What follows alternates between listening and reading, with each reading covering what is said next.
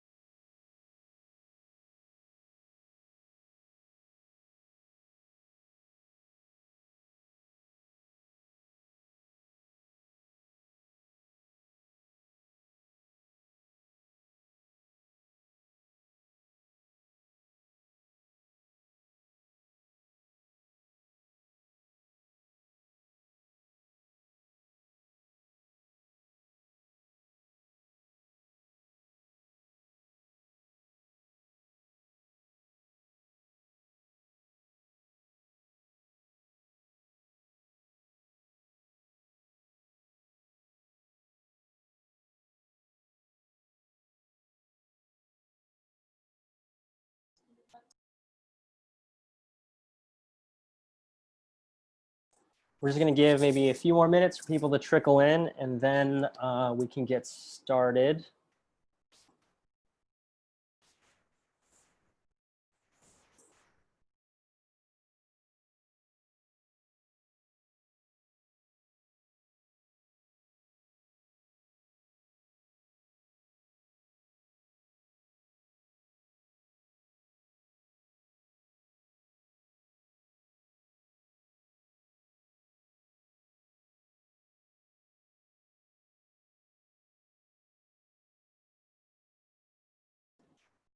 Hi, Julie. Hello, Danielle. Hello, Gabriella. Just saying hello to everybody as they come in.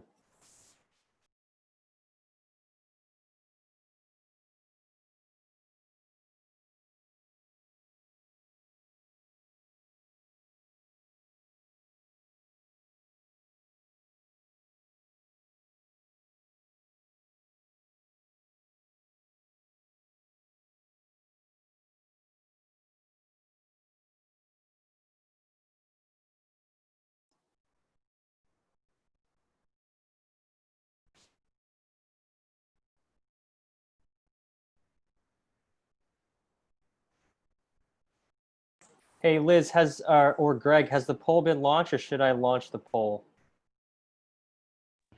I mean, I could launch it or Oh, sure. I will launch the poll. For okay. those of you who have just entered the room, I'm going to be launching a poll for you to fill out. And once everybody kind of gives their input, I can go ahead and start. Thanks for being here.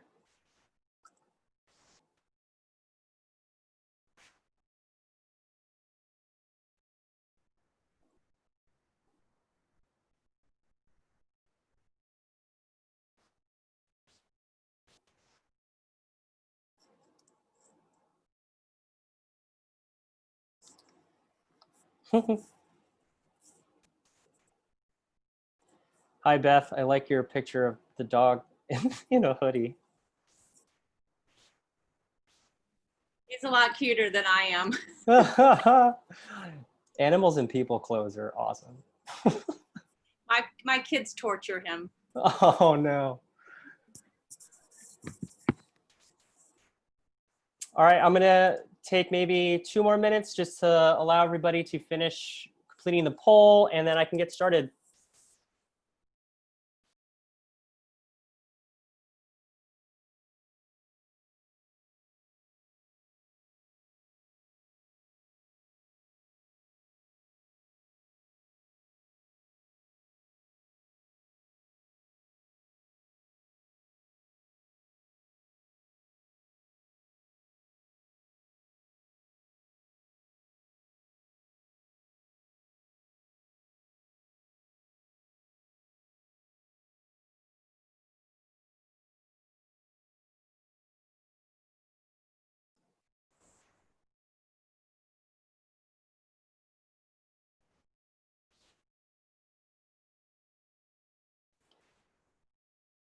Okay, so I'm gonna go ahead and begin.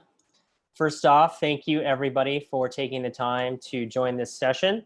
I saw the schedule and it looks like there's a lot of great information being shared during the conference, and I'm happy to have some of you here so I can share about international students. So today's topic is supporting international students in secondary schools and post-secondary schools. I will be presenting with Liz and James. So my name is Jean Batan. I am a representative for the International University Alliance and Shorelight. Previous to this role as an international student recruiter and advocate, I was a school counselor at the Gilbert School in Connecticut, and I was in charge of 80 international students, primarily from China, and had a caseload of about 130 students total. Liz, you mind introducing yourself? Sure. Hi, everyone. I'm Liz Frasini from Wyoming Seminary in Kingston, Pennsylvania. I know most of you on this session, so it's great to see all of you and collaborate again here.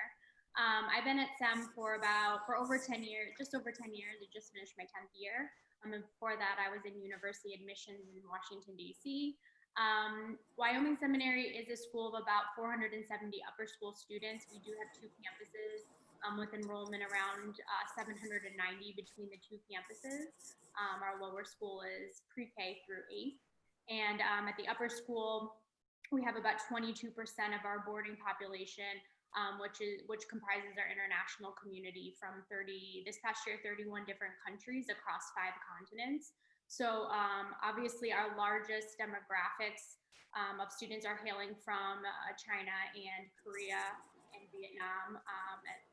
Probably looks similar to some of your landscapes at your institution. So I'm happy to speak to not only my role in working with international students, but also my role in working with the IUA and Jean and James and their initiatives. Thanks, Liz. James? Hi, everyone. James Bear, Senior Partnerships Manager with the IUA Shorelight.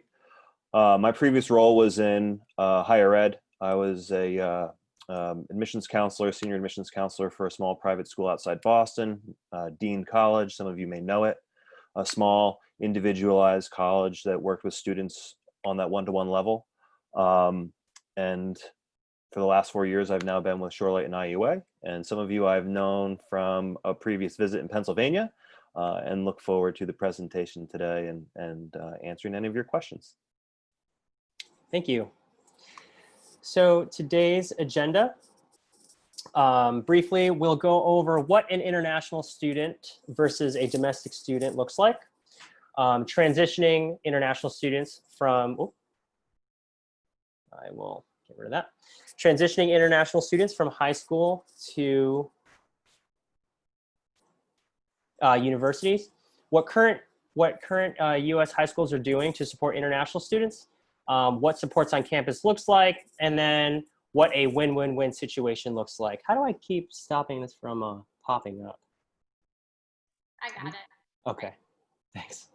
And at the end, I would like to leave at least 10 minutes to 15 minutes of discussion. However, if you have any questions as the presentation is going, feel free to shoot your question into the chat box, and James will be monitoring that. And as topics come up, we can address them. So just a brief overview of the international student demographic. Based on the nces.gov data, there are 15.3 million high school students currently in the US from grades 9 to 12. Of the 15.3 million high school students, 50,000 or more international students make up that population at over 3,000 high schools. All these students are coming representing 200 plus countries around the world. And the graph shows how the international students are spread across all of the US high schools around the country. So you'll notice the biggest takeaway is that there are far greater numbers of high schools that have 10 or less international students in their schools than the 16 high schools in the US that have 100 or more international students. What to understand about this graph is, in my experience traveling around Pennsylvania just from this year alone, there are far more schools in Pennsylvania that have 10 or fewer international students, and that is basically agreeing with the national average of what we're seeing. This data is from the 2018 CVIS data that our analytics team at the IUA and Shorelight used to guide our decisions as it pertains to the international student market. More specifically, general overview, there are many different countries that many different students come from. So I'm only gonna use China and Vietnam as two examples to illustrate the difference in socioeconomic status that these students are coming from. On the left-hand side, based on active I-20s, we see that students from China tend to view educational institutions' value as how highly ranked they are or how high their tuition is. So the main takeaway here is the proxies of value that students assign to institutions could be done through a different lens, whether they be from China or Vietnam. On the chart on the right, in students coming from Vietnam, you'll notice that a higher number of students chose unranked, more affordable schools to assign higher value to, because we're seeing that there's a growing middle class population in Vietnam who have families and students who are still interested to attend the United States. And again, this information is just to illustrate differences between socioeconomic statuses as it pertains to these two countries. But we see these trends with data coming from other countries. This is from our analytics team using a Tableau software. We don't have to get into the weeds of that, but this is the trends that we are seeing. In Pennsylvania specifically, I've noticed that most of the international students who are coming in are from China or Vietnam, Korea, some Japan, but wanted to give a general overview about that and how it provides implications in college choice and institutional choice in general. One thing that a lot of admissions departments have to deal with is visa preparation, whether it be the high school level or the university level. The high school that I used to be a counselor in had a lot of questions pertaining to this student had a great interview and then they just didn't show up. For one reason or another, we're seeing that most international students who don't show up, if it is against just a simple choice of going to one institution or the other, has to deal with visa preparation and visa rejections. So this slide is particularly important for those who are involved with admissions or recruitment to understand some of the factors that go into what can cause a visa rejection. So some of the main causes is students being nervous during the interview because when faced with an immigration officer, it's a pretty scary setting. Poor interview skills, whether it be because of poor linguistics or just not being prepared for that setting, as most teenagers are not prepared for an interview setting. An unfocused intention of study, mainly, why are you studying in the US? And if they can't give a clear path to why they are going to a US institution, chances are their visa may get rejected.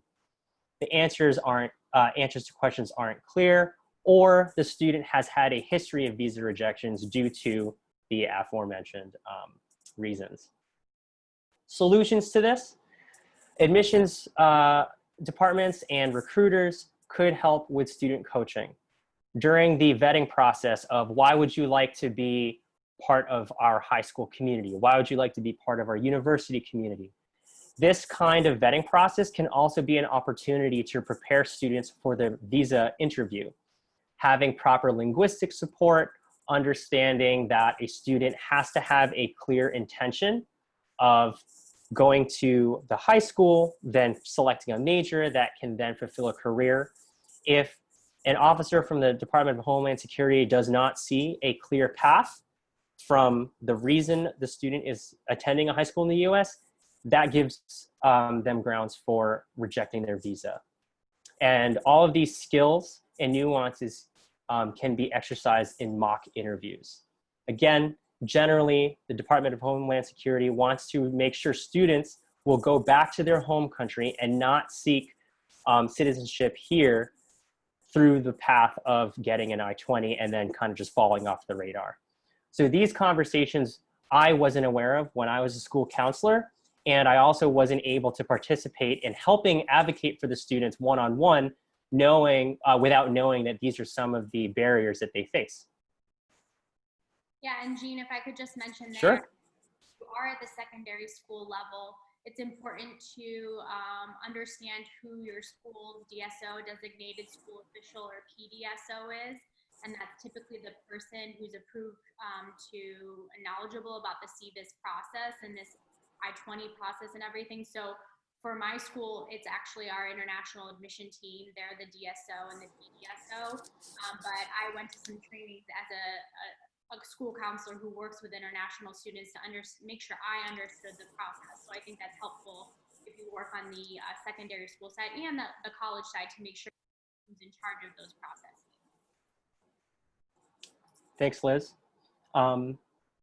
Yeah, and this ties into the transitionary period between students needing to reapply for a visa so they can go back to their home country and then come back for university level education. Which is a perfect segue into transitioning from US high school to university environments. So this slide illustrates some application process barriers and then the visa prep as one of those factors. So we just went over the visa preparation, the causes of a visa rejection, and the solutions to those causes. So here, this is really focusing more on what I've seen and what James has seen, what Liz has seen as far as barriers to an international student. Again, socioeconomic factors such as what are the proxies of value that students are assigning to universities to inform them on which universities to apply to. We take a right fit approach for college advising, and while that might be a norm for us in our society, that is not the norm for students from other countries. They usually would fall back on the opinion of agents or families or other stakeholders that really hold a more collectivistic approach to what a student's goals should be framed by.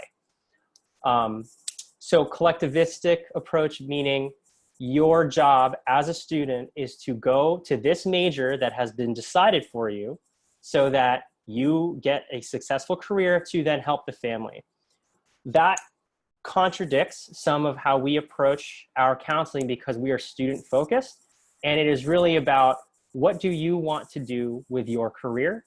What are you looking to feel fulfilled by? And what does success look like to you?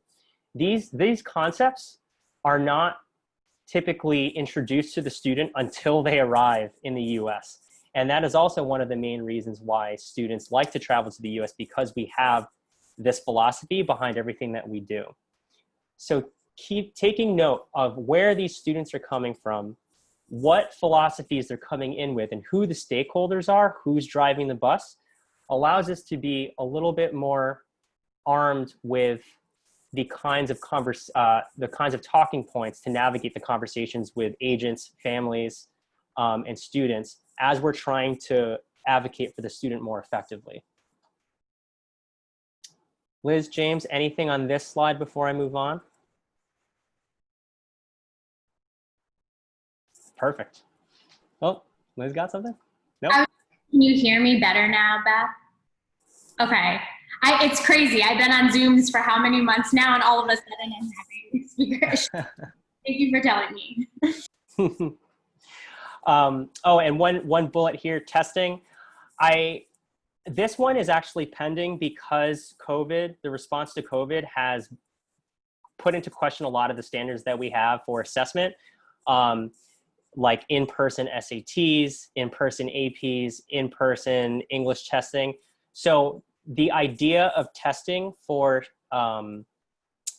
evaluation purposes is pending now. So I didn't want to dive too deep into the barriers that students face with testing, because even the foundation of that concept is being brought into question right now. So that is going to be an ever evolving piece of the puzzle.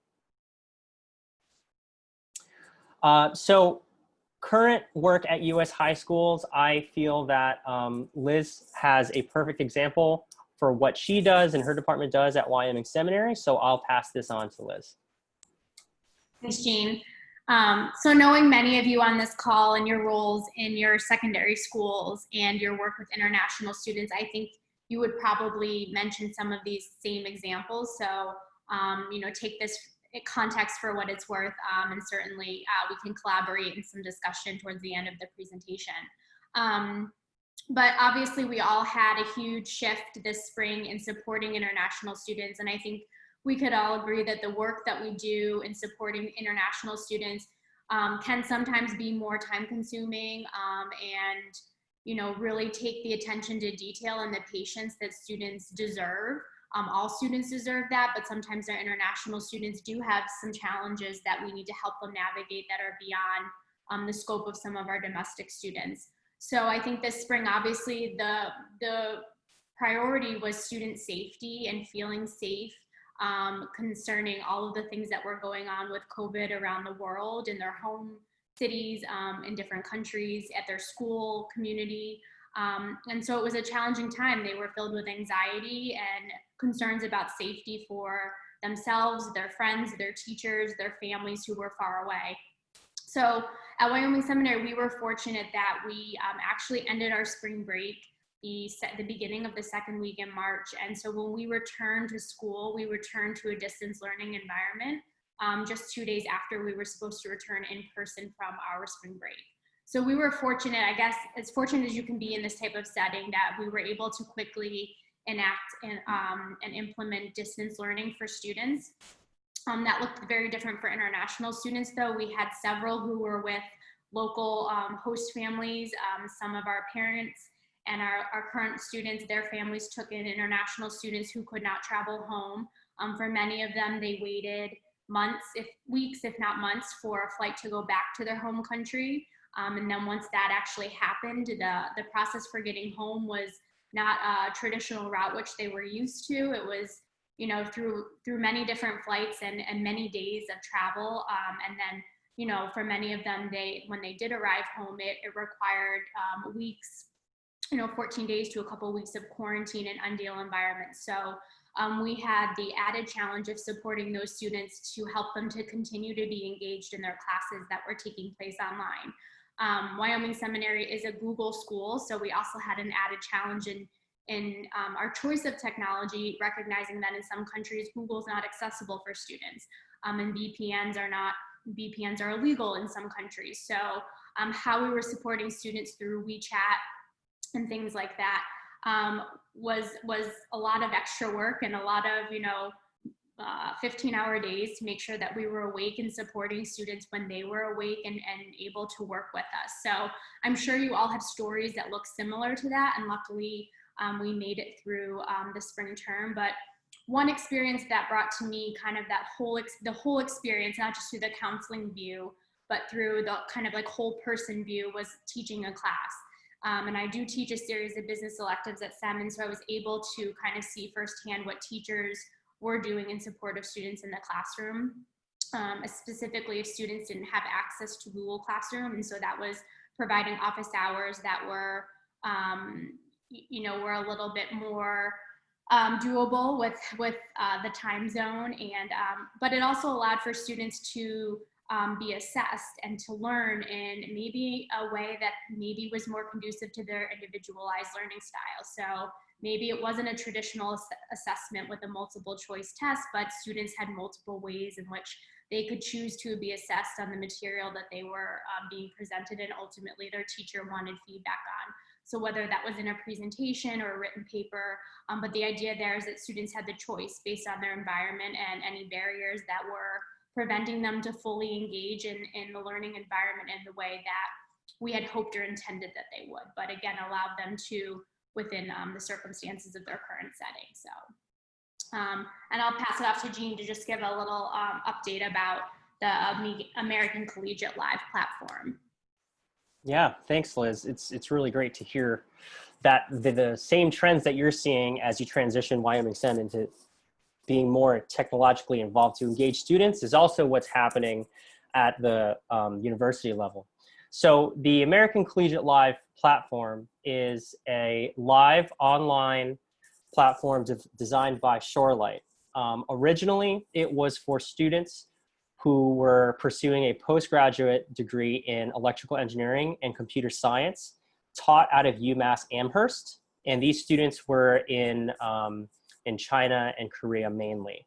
We had since taken that platform and then applied it to all of our undergraduate students so that they could start their fall semesters on time this year if they couldn't get back into the country due to travel restrictions or visa rejections.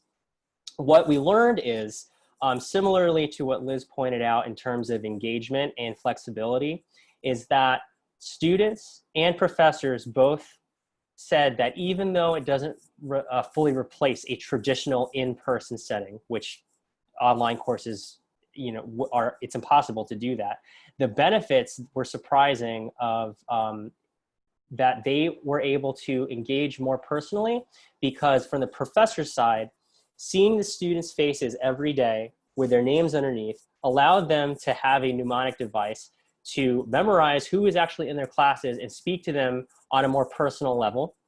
And students who would typically tend to not participate in a social setting would actually engage more directly with the professor because they had the ability to chat with them via messaging or using their UCommons office hours. That is basically a digital office hours.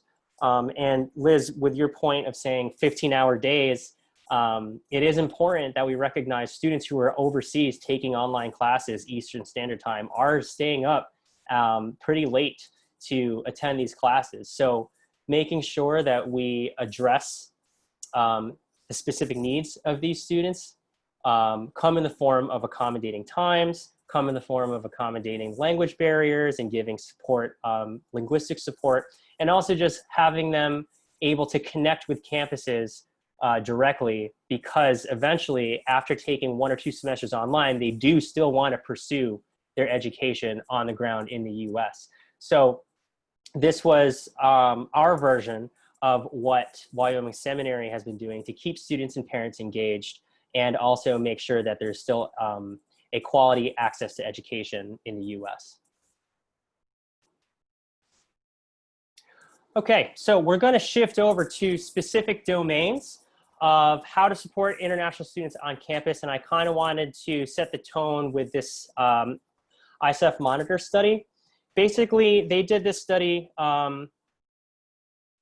evaluating the level of satisfaction of international students. What the study found, and if you're interested, the study link is at the bottom here, but what the study found was the most powerful determinants of whether international students would recommend their institution to prospective students are satisfaction with the learning environment and feeling well supported academically. That seems like a pretty obvious thing. Like if you go to a school, you want to go there to learn great things and you want to feel supported. The other factors that went into student satisfaction is their first impression.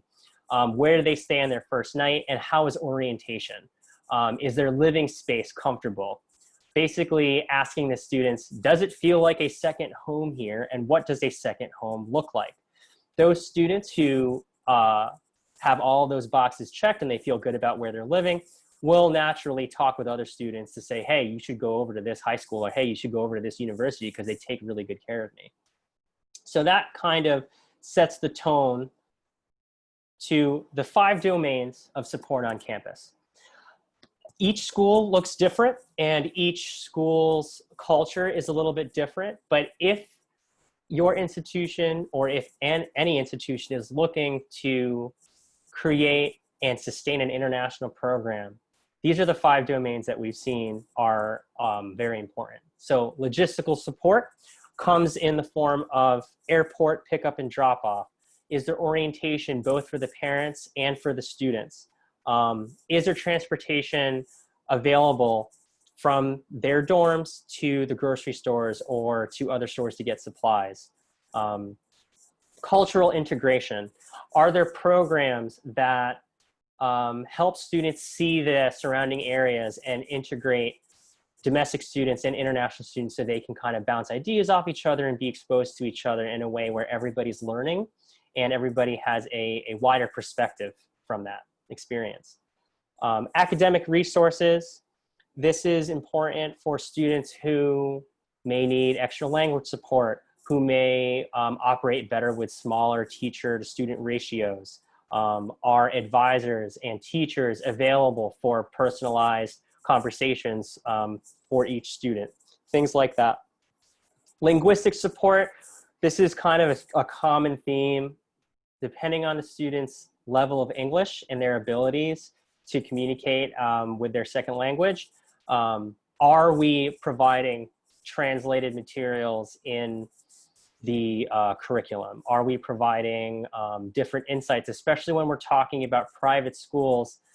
We've run into issues where students don't understand that a private religious school may have a certain perspective that is part of their curriculum. And that could result in a lower GPA simply because that's a difference in a cultural shift of perspective. So the language we use in curriculum, the language we use in the classroom is something to be mindful of. And then career-focused programs. And just like domestic students, how applicable are the academic skills that these students are learning in the classroom to the outside career end goal? And how are we kind of integrating that so we create more of an awareness that you have a reason as a student to be here, you have a job to do.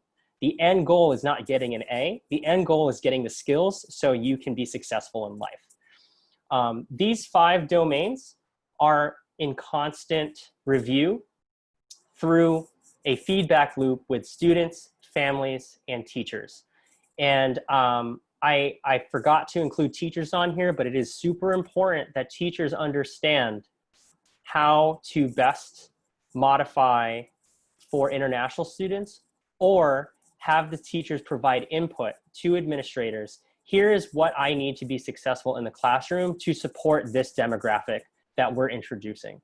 There is so many programs that I've seen with an international program just coming in and being an add-on rather than actually carefully planning, okay, we need a budget for this because these students that we're recruiting are this level of English.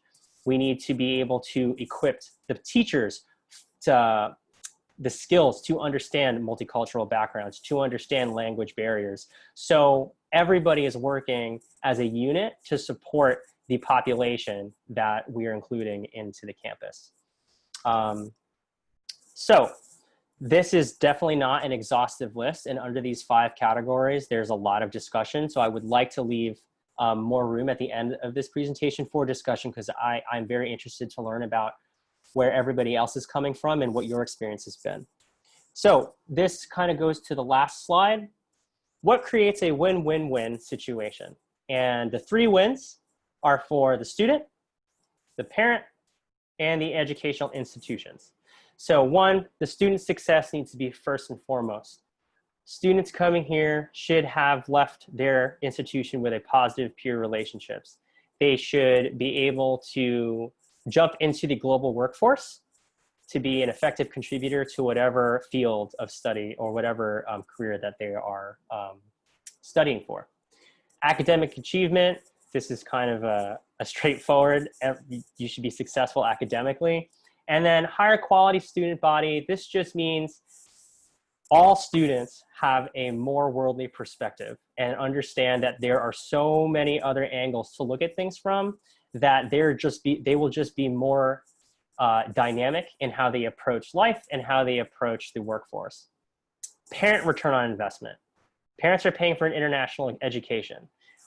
Most students are paying full tuition at different universities and high schools, and they want to make sure that what they're paying for is a high quality education. They come back with successful and fulfilled students, and the students are ready to come back to the family business with skills that they learned at the high school and the university level, or can create their own business in their home countries. Finally, educational institutions win. For those of you that are on this call right now, I'm sure you recognize the value of including an international program on campus, because it just expands the experiences for all involved. Increased diversity on campus. Both the student and faculty have a more global perspective and maybe have philosophies that can be altered here or there to accommodate such a diverse amount of perspectives coming into the classroom. Increased quality of education because of all the aforementioned things. And then high schools benefit by having more competitive international students applying to colleges, and colleges benefit from being able to graduate and be proud of alumni who are now joining the workforce. So all of these win-win-win situations are pretty obvious, but how to get there and how these trends, these general trends that I'm sharing with you today pertain to your institutions is something that I am definitely willing to learn more about. So that brings me to the last slide, questions and answers and open forum discussion. So that was a lot out of me. I would love to learn more about any questions or concerns or any information that you all have to share. So I can stop sharing here, or I'll leave this up, but yeah, I'll open it up to the floor. James, do we have anything in the chat box to start off? We do not have anything in the chat box yet, but I'm hoping to hear some questions come through. I just also wanted to add, again, from the secondary school perspective, I think, you know, this spring presented a lot of challenges, and I think we all adjusted to support students, especially international students, to the best of our ability. And there's a lot to learn and obviously improve. But I do think some positives have come out of this experience, at least from my perspective. In some cases, I've had much more meaningful and frequent conversations with international students because of my availability online, whether it was Zoom or Google Meet or whatever platform, that WeChat, whatever platform that was most accessible for them. And many times I had parents join that conversation as well, which I think formerly might have been more of a challenge to get some of the international parents engaged in that conversation. And so I do think the virtual platform has lended itself to more opportunity and more openness than some. And certainly it's not exclusive to international students and families, but more openness to engage in that dialogue more frequently. So that's been a positive I've seen from some of the challenges this spring.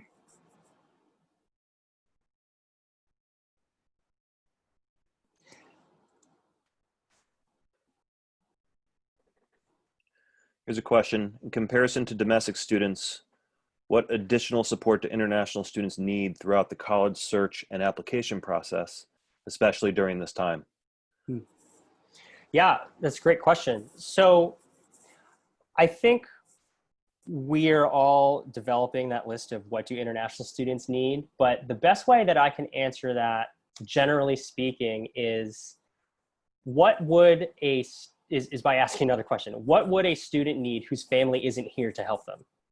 And that kind of helps me start a list on my own saying like, okay, so how is a student emotionally, right? How is a student linguistically and academically? We can measure that based on transcripts, and we can measure that based on English scores. But when a student comes in from a different culture, they might be behaving in a certain way that can't be easily interpreted through our perspective. And I'm coming from a school counseling perspective. If a student is showing that they're not engaging, it could mean multiple things depending on what country they're from. So the first thing is keeping lines of communication open and monitoring them a little bit more than a domestic student, because their support system is physically not in the country. So one of the things that I see a major difference is having a better understanding of the student is important by getting a conversation started, because we already can assume certain students' perspective on things since they're already in the United States and have been raised here. So visa preparation for the recruitment aspect and the retention aspect, understanding that the students have a higher stake typically when they come in from another country, and then staying on top of them more. And I know that's a big ask, especially as a school counselor who has to juggle both the domestic student caseload and the international student caseload. So it really depends on what resources are available at your institution. I know that kind of dances around the question, but I would need a little bit more context. I also think advocacy for all students, but I think for many international students, the investment of time that they put into preparing for standardized tests is significant, and it's highly valued depending on their culture. I think that right now, you know, we're in a territory that's very strange and unknown. For those of you who maybe weren't as connected to AP exams as some of us were this spring, I mean, there were students waking up at 2, 3, 4 a.m. in the morning to take an AP exam for a course that they took all year. So I think that's just one example of how we need to be a voice for students. You know, that, and there are many colleagues who have been in different platforms, but continue to be that voice, because for those students and their parents, knowing that those AP exams were offered, and you know, they didn't have the choice to not take them. So they were waking up in the middle of the night to take those exams and finalize that course that they'd been enrolled in all year. I think that would be one example of how we can continue to advocate for policies that support students. Specifically for the application process to universities also, I can speak to what the International University Alliance does to break down some red tape. For example, we do not require students to write a personalized essay in English because most universities will only read it if it's in English. We waive SATs, which now a lot of universities are now moving towards in light of the COVID situation. And also educating or sharing information with the students that provide a different perspective on the college advising process that they are normally exposed to from back home. For example, being rank focused versus right fit. That seems like a very straightforward comparison, but they've never heard of a right fit approach. It's, especially students who are coming from China, you apply to the top 50 schools and that's it. And then we look at something else if it means you got rejected. But educating families and students and exposing them to the 4,000 universities that are available to them, and bringing their attention to specific programs that are highly ranked but are not breaking the bank, is something that is a constant conversation that I think, if started earlier in the process, really help the application process when it comes time to pick schools and create your list for target, reach, and safety schools.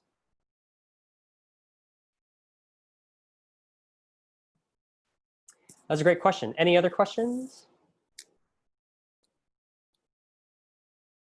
I guess I'm wondering how this enhanced college counseling. Oh, Liz, this is specifically for you. That's a great question, Ellen. I think what I've seen specifically in my class that has also translated to the college counseling process is, I think for more introverted students, they feel, at least in my class, I feel that they were more engaged. So for example, I teach 3-term electives, and so I had a different group of students each term. But in the spring, when we transitioned to the virtual learning platforms, you know, I had one student who was with me all year from China, and he was very quiet, and, you know, I had them take kind of a self-assessment study at the beginning of the year. So I knew he was he identified as an introvert. And he became much more engaged with me and his peers through virtual learning. And I don't know if he was more comfortable. He returned back home to China, so I don't know if he was more comfortable in his environment around his family. I don't know if he just felt more comfortable because he was in his pajamas. But I think there were Probably. for him, and I have him as an example. But he was also he's also a rising senior who engaged much more frequently in my offers to talk with me about the process and talk about ideas for his essay. So I haven't quite, identified what it was for him, but I've also found value in inviting students to have meetings with me. And I ask them now, I would say that, I think this is forced, and I say this specifically about SEM, but like some of our practices beforehand weren't always accessible or inclusive to international families and languages and things like that. So I think it's forced us as an institution to become better. But I also think now, it's practice for me to include parents on an invitation if the student asks for that and the parents join in. And so it feels a little bit more like collective support for that student than it did previously. And it's only a few examples, but I'm optimistic that it will continue. I'd like to actually add on to that, Liz. When we speak with these students and engage them and have them be more encourage them to be more proactive about talking about themselves and sharing who they are, that is probably one of the first times they've been put on the spot to say, hey, what are your thoughts on this? Because a lot of these students who are being sent to the US have been prescribed an educational path and have been prescribed a career path. So in a tactful way, how do we encourage and empower these students to forge their own path while still finding that line to compromise the wishes of the parents who are essentially paying for their education, but also advocating and giving those students a voice to actually pursue something they care about? I also think, sorry, I know we don't have much time left and I want to get to another question from Julie, but Sure. I also think there are many international students are already reaching out knowing that they may not be able to return in the fall physically to campus. And so they are eager to stay, especially rising seniors from my conversations. They're eager to remain engaged in the conversation with their counselors and their teachers and their friends. And they want, I've come out and asked the students, I said, well, if you can't come back to campus in the fall, will you stay engaged in your learning at SEM, or will you choose another option in your home area? And they want, as a rising senior, they want to remain in the community that they've been learning in for the past few years. So I think because of those conversations and because of the situation, because of Coronas that they don't have control of, I think they've let their guard down a little bit to be a little bit more trustworthy of the people supporting them in their school community. And that could be a great assumption on my part, but I feel that. So, sorry, go ahead, James. Yes, please. I was going to say, let's get to Julie's question and also answer Ellen's. If you're asking about the IUA and Shorelight and is there a cost for us or the schools like Wyoming Seminary, there is no cost at all. We visit like any college admissions counselor would. We just have a portfolio of universities that we share our information on. And again, it's about the fit for the student. So I definitely want to get to Julie's question though, but happy to answer any other questions as well.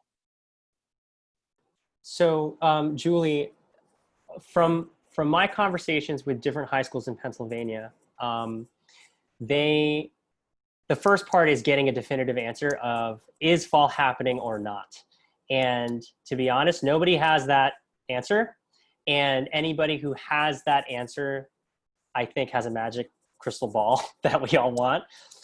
What I will say is high schools are more open to the idea that to retain students who they've had this past year, to then come back at a later time when travel is more accessible, the online technological portion of their curriculum and infrastructure in their schools are now being more widely accepted because it keeps the student engaged with the school and hopeful about coming in to attend once travel restrictions are open and it's safer for travel.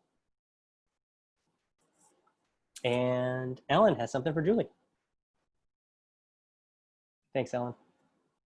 And I can say that we have a meeting with our president at 3. I hope that we have a plan, but nothing has been publicly announced yet, so.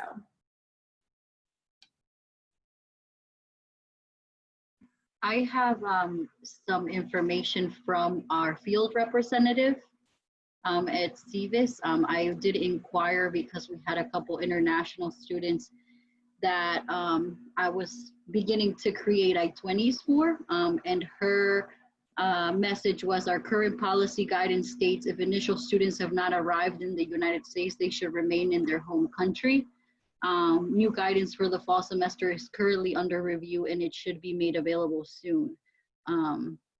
I can put in the link, the ICE coronavirus PDF that they have in the chat. And then it would just be to kind of continue to look in there and see when they will be publishing information about the fall semester. That's excellent. Thank you, Maria. Yeah, you're welcome. As this pertains to the International University Alliance Consortium of Universities, we have been monitoring our students who have current visas at various visa expiration dates. And the conversation has been difficult for students who want to still go home, cannot get a flight back home, have a valid visa, but once they get home, those visas will expire and they will not have a embassy appointment.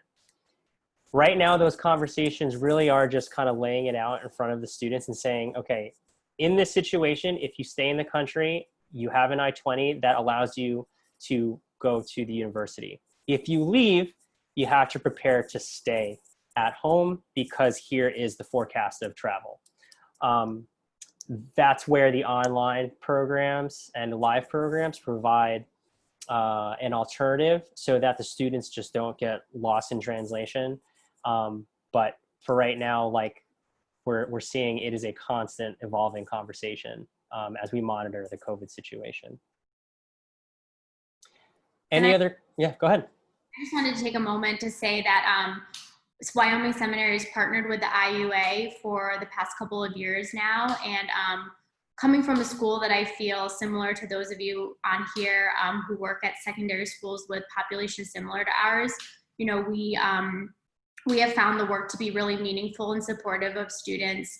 And, you know, I think it's applicable to partner with IUA and Jean and their programs, even if you already have a robust international counseling program and opportunities such as, you know, English language learning programs and things like that. It has benefited a number of our students. In particular, this past year, some of our Thai students who are sponsored by the government, and Jean and the team there went above and beyond to help us, you know, validate programs and opportunities for those students that we may not have considered in the past. So I just want to thank them publicly for their work that they do and the partnership with our school. Thank you, Liz. We appreciate that. So in closing, I am the IUA and Charlotte representative in Pennsylvania. So if you have any other questions about anything that I presented today, if you'd like to brainstorm or just connect, or if you'd like more resources about the International University Alliance and Shoreline, you can contact me. My email is right here, and that is my direct line. I am starting to schedule, I've already had meetings with juniors already and other schools around Pennsylvania to understand what they are doing, and it helps me keep informed about what your schools are seeing that is needed for the international population.